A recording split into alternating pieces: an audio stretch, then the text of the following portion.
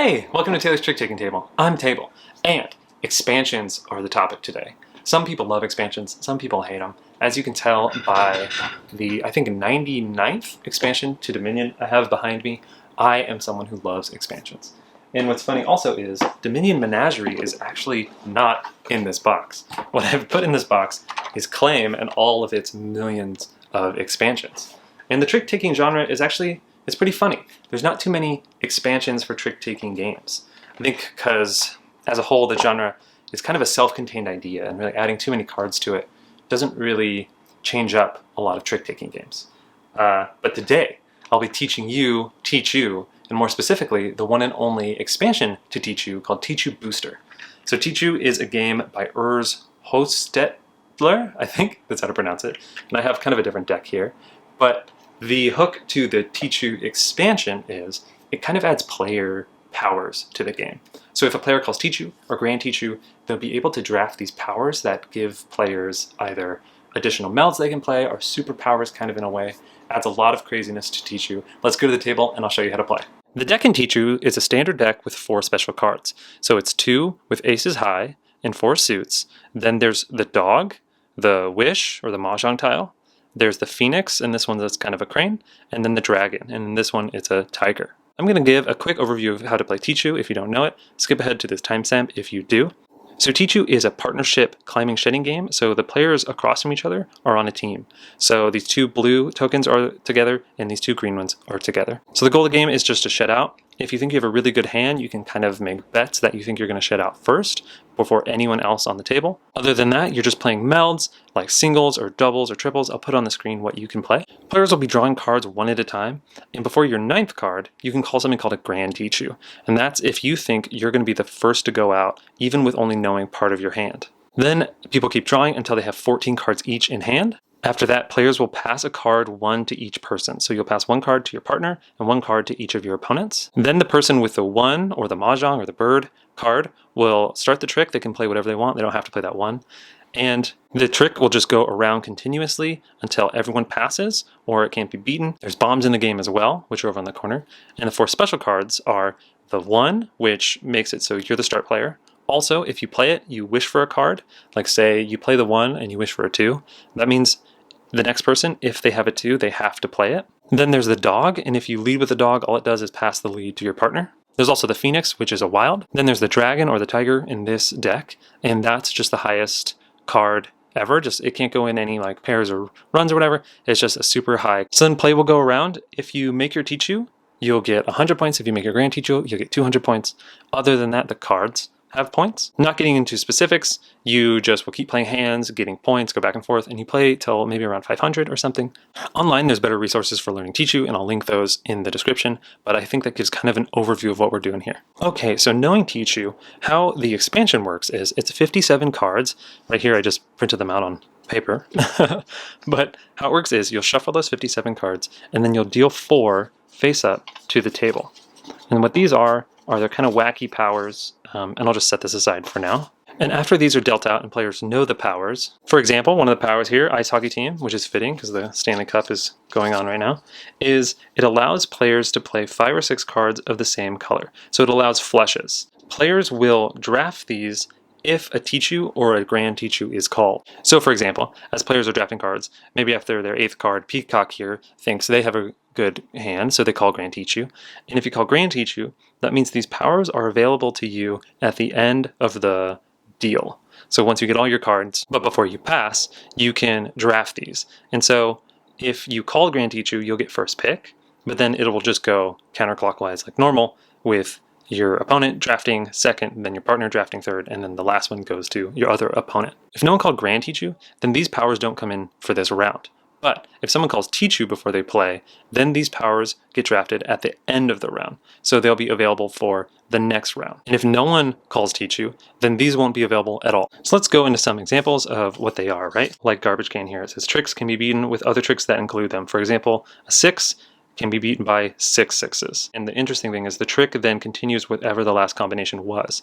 So if someone plays a 6 and this gets played, and someone plays a 6 6, then you're now playing pairs.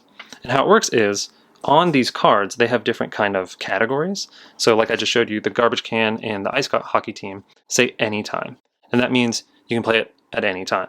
Some of them say reaction, like this one, the scarecrow, and that's played in a reaction to something. So for this example, the scarecrow drives the newly played phoenix or dragon back into the hand. The player must play something bird-free or pass. So, if you're playing singles and someone plays the dragon, someone can react to this if they have this power and make the dragon go back. Another example of a category is round start. So this is obviously just played at the start of the round. Like for example, this one is players cannot pass anymore. Instead, everyone plays a card face down into the trick. There's no limit to the number of powers you can have. So in the next round, maybe 4 came out and they started drafting again. You can just kind of stockpile them and they only go away once you use them. So if, for example, Beyblade here plays a round start one, that would be into effect in round start. And then once at the end of the round, this would just be discarded. And that's how to play Tichu with the Tichu booster. So that is Tichu and Tichu booster. So let's talk about Tichu first. I really, really like Tichu. It's nice to have the interaction with your partner and bounce off each other and try to signal to each other in interesting ways. A lot of times passing and trick-taking is either just rote or part of the game. But this one, when you can really only pass one card to your partner, and you're actually passing more to the other team, there's a really fun interaction from the get-go. I don't call Grand Tichu often, but when I do, it's extremely fun. I love the tension to that. Even calling Tichu, tons of tension, and it's super fun. The game has stand-up moments, it has comebacks. It's really fun. I think Tichu Booster is kind of too much. I think if it was just one time you get 4 new powers and those are it for the whole game, that'd be really cool. Because you would know kind of what is out there, what can happen, and the interesting interactions to be aware of that are kind of a twist on Tichu. As it is now, where you can just get as many powers as you want and keep drafting and drafting, there's kind of just an insanity to it. Especially when every single power card is like a paragraph of text. So it just slows the game down a ton as players are like, oh, what 4 paragraphs do I have to read now? This turns into like War and Peace all of a sudden. And players aren't as engaged when you really have to like slow the game so much to understand what can happen. And once players also have a bunch of powers, then you just forget what your partner can even do. You don't really know. So when a power comes back out, you're kind of blindsided a little bit by it, because it could be a power from way earlier that was drafted and you're just not keeping track of everything. So I don't like the booster just because it's too much. It's like a fire hose. What's tough is I love some of the powers. There's some really cool ideas here. One of my favorite ones was Bird of Prey, where it says you can now communicate about your hand and advise your partner, but all the communications have to be audible. So you can now just tell your partner like, oh, play Paris. I have tons of Paris. Just go that route. Or be like, I have a high full house, so we can both get 10 cards out. It's really cool that these powers can add so much variety in so many different ways to play the game in fun, cool ways. But when that's paired with like flushes and someone's playing 2 different dragons and there's just like too many variables, that it kind of bogs down like the power cards. Because if everything's special, then it's kind of like nothing is. It's tough because in these final thoughts, I just want to read a bunch of these to you because I think some of them are so cool. Like this one's called Pothole, where you can play a straight with a missing card. And then if anybody wants to play on that straight, they have to put the same missing card in the same spot. So if you had like 1, 2, 4, 5, 6, you're missing that 3. The next person, if they want to play a straight, they have to have that 3rd card be what's missing. So it's just like super wacky, really interesting ideas. It's just too much of them. So I think I would play this again if it was house ruled, where, yeah, the first time you call Tichu or Grand Tichu or whatever, you can draft these and then they'll just be the same 4. So once they're used, I don't know what system this would really be. Once they're used, they're kind of just done for the game. So it adds a little bit of variety and flavor to Tichu, but doesn't just become like a chaotic kind of mess. And I would cull it down to 57s a lot. Some of them in here are like meta power cards too. One like stops power cards from being played. One of them gives power cards to your partner. So I think if they just streamlined it, cleaned it up, kind of drip feed these powers in, different rule set, this would be so much fun. I am kind of one who loves wacky powers and stuff. I mean, I showed you how much claim I have, so that's kind of indicative. But if it's just tempered a little bit, then it just makes the game that much better. The booster expansion with the game that much better. I guess that's to say, is it better or worse with the expansion?